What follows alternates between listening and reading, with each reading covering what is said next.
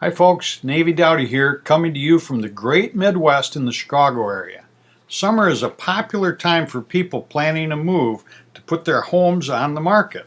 It happens all year long, of course, but the hot season is May through September. There are many reasons. School is out, and if you have kids of that age, it's easier to change schools between grades. Often it's when summer vacation schedules come around, and except for tourism, many industries slow down, and moving done well takes at least a week and 2 weekends. It's easier to move without snow, so for some of the country that's also a factor. There are many more reasons, but summer is when a wave takes place. It's hard work, stressful, and a pain in the neck and other body parts as well. So nobody wants to do it unless there is a net gain. The pain of staying must finally become greater than the pain of moving before it's going to happen. Changing accountants has many of the same characteristics as selling your house, but with one major difference. Often changing accountants is done at the wrong time of year and after another painful year has already been set in motion. Like moving, it's hard work, stressful, a pain in the neck, and other body parts as well. So nobody wants to do it unless there is a net gain. The pain of staying must finally become greater than the pain of moving before it's going to happen. All that is the same as moving, but people typically change accountants in January, February, and March when they should do it in September, October, and at the very latest, November.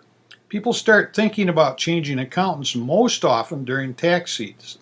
The accountant might not seem that engaged, and they don't want to even take a simple phone call when they just could answer a simple question and then charge you for that. They might take too long when all documents have been turned over, or put you on extension when you didn't want to be. Lots of other reasons, but people tend to think, I'm going to find a new home at that time of anger, disappointment, or frustration, but it's also at the finish line. So generally, people also think I have time. That's mistake number one.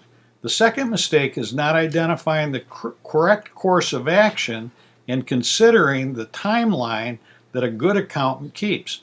If you want to find someone who does engage, then the time when there is the least tax work burden is right after October 15th, which is the last date that a 1040 form that's been on extension can be filed.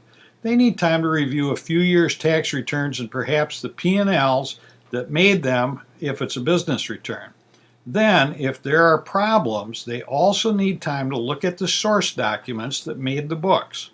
They need time to ask you questions, and those questions might send you searching for answers, calling HR departments, or getting copies of documents. Then the most important part, what needs to be done with time to then set up a tax plan and even change some behaviors. You need time to change accounting practices and to get used to those changes so that the new year is a fresh start. Think about that. Then think about trying to change accountants and do a good job in February of the following year with the accountant that has 75 tax returns on her desk and is working 80 hours a week. Better to change in September, October, or November. I'm Navy Dowdy, and remember, financial fitness can be beneficial to your wealth.